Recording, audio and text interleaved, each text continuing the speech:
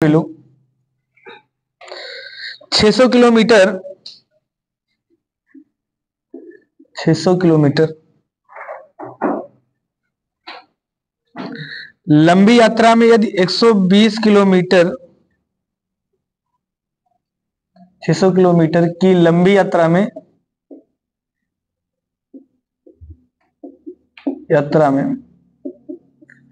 यदि 120 किलोमीटर की यात्रा ट्रेन से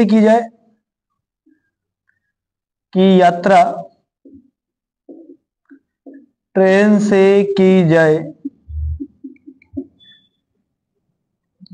और शेष यात्रा कार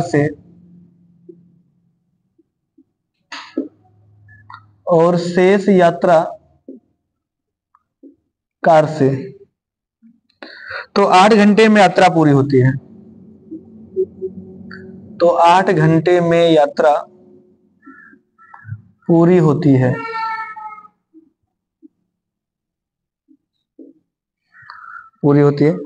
यदि वही यात्रा ट्रेन से 200 किलोमीटर यदि वही यात्रा ट्रेन से 200 किलोमीटर और शेष यात्रा कार से तय की जाए और शेष यात्रा कार से तय की जाए तो 20 मिनट का समय अधिक लगता है। तो 20 मिनट का समय अधिक लगता है।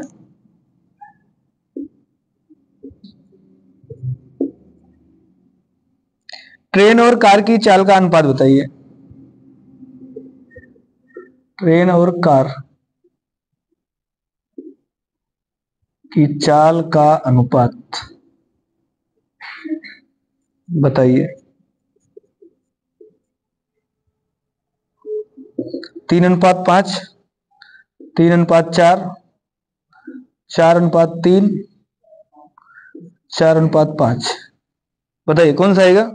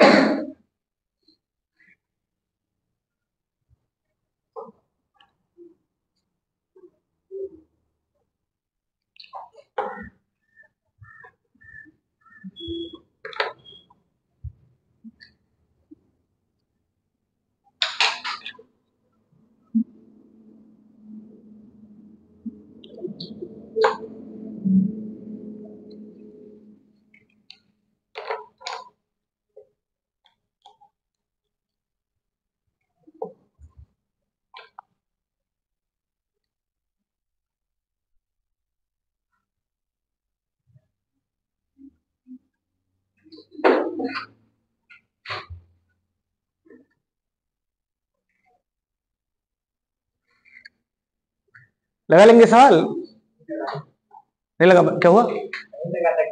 किसी का नहीं लगा था। देखिए सवाल हम बता रहे हैं, लगाना आपको है। पहले हम एक बार फिर से बता रहे हैं, लिखा क्या है। 600 किलोमीटर की यात्रा, समझिए सवाल हम लगाएंगे नहीं अभी, पहले आप लगाइए। 600 किलोमीटर की यात्रा है। इसमें पहला कंडीशन जो पहला लिखा है कि 120 किलोमीटर की यात्रा, 120 किलोमीटर कुछ दूरी पर होगा, मान लेते हैं यहां से यहां तक 120 है। तो यहां से यहां तक अगर 120 है, ये किसने चला है? ट्रेन ने, यही ना। तो बचा कितना अब? 480। 480 किलोमीटर किसने चला है? कार ने चला है। तो अगर 480 किलोमीटर कार ने चला है तो हम एक चीज तो निकाल सकते हैं ना, 8 घंटे का समय लगा है। ये तो लिखा है ना 8 घंटे का समय लगा है। तो हम यहां से निकाल सकते हैं ना कि ट्रेन द्वारा चलने में लगा समय प्लस कार द्वारा चलने में लगा समय, बराबर कुल समय आएगा ना। अब देखिए समय निकालना है तो यहां से दूरी दिया है, चाल नहीं पता है, पता है चाल नहीं पता है।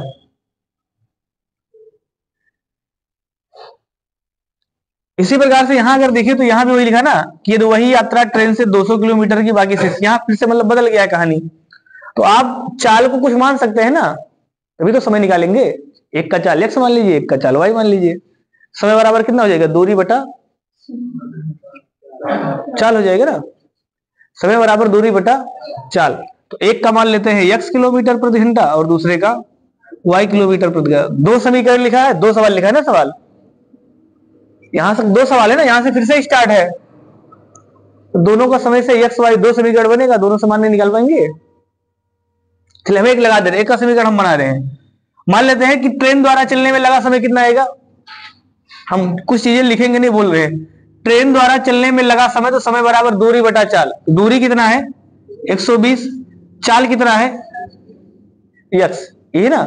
ये ट्रेन द्वारा चलने में लगा समय प्लस कार द्वारा चलने में लगा समय, तो आप लिखेंगे 480 बटा y बराबर कुल समय।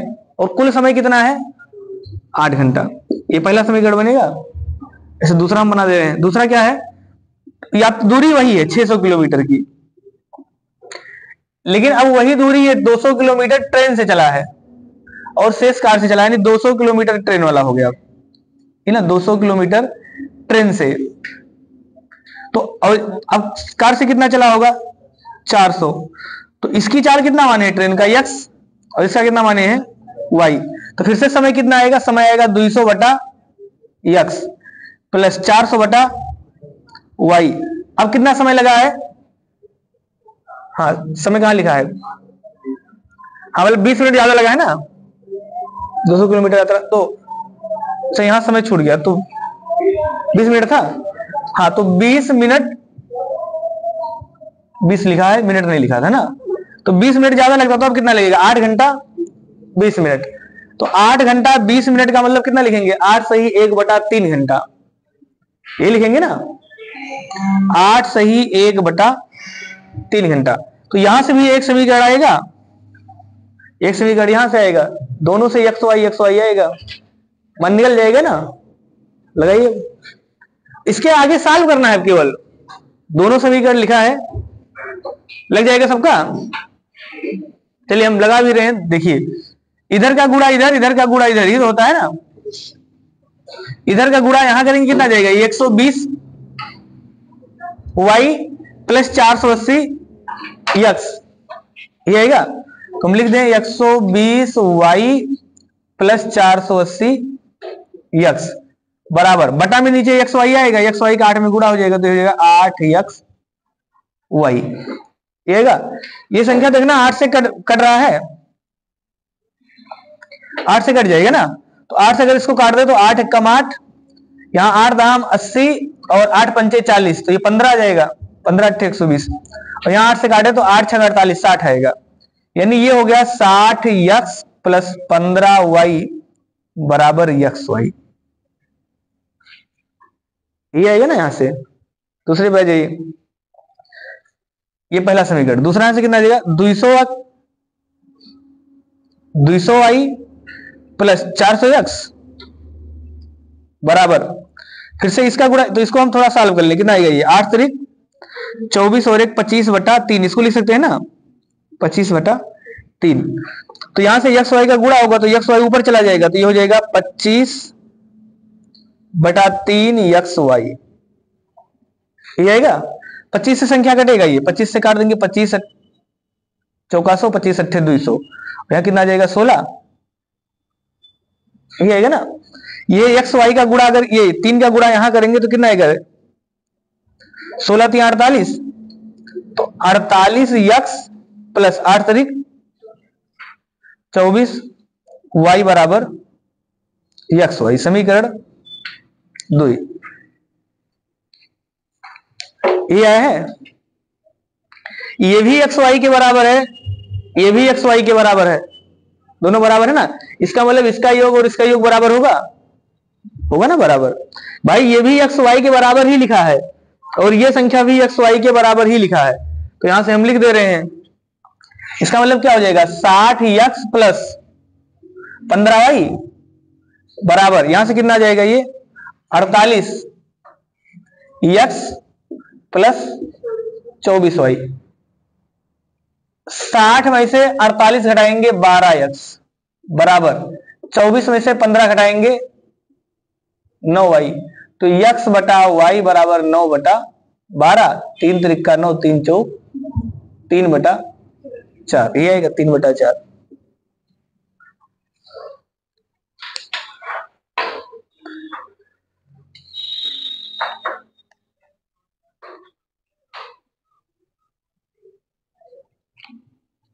पता है जिसको ना समझ में आया हो,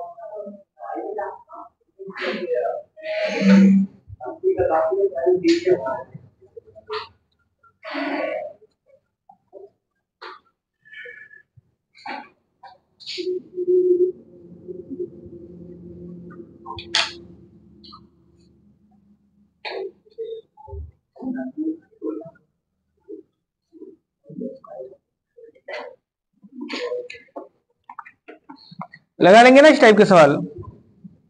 लिखिए, दूसरा सवाल लिखिए।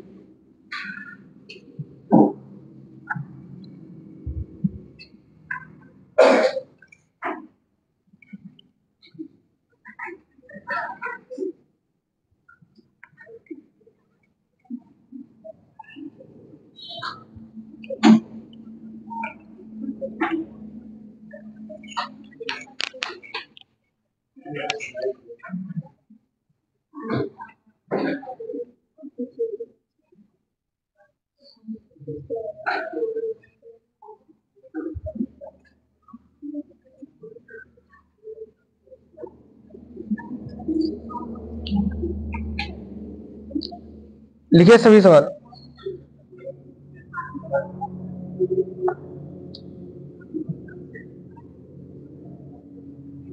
देखिए, कोई कार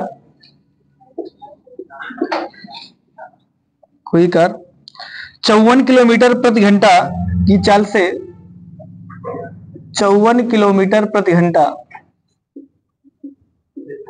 की चाल से किसी निश्चित दूरी को 50 मिनट में तय करती है। किसी निश्चित दूरी को 50 मिनट में तय करती है।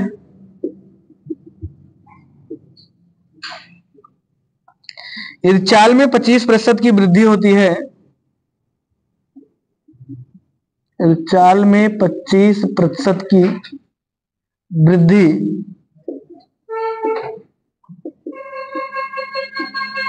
होती है तो कार द्वारा कार उस दूरी के तो कार उस दूरी के 3/4 भाग को कितने समय में तय करेगी?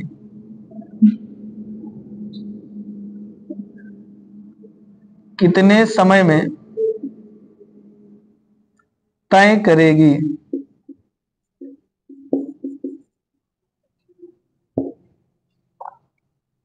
बताइए। एसएससी सीएचएसएल का सवाल है।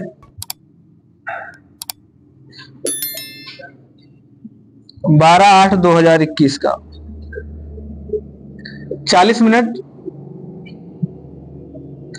30 मिनट, 25 मिनट, 35 मिनट।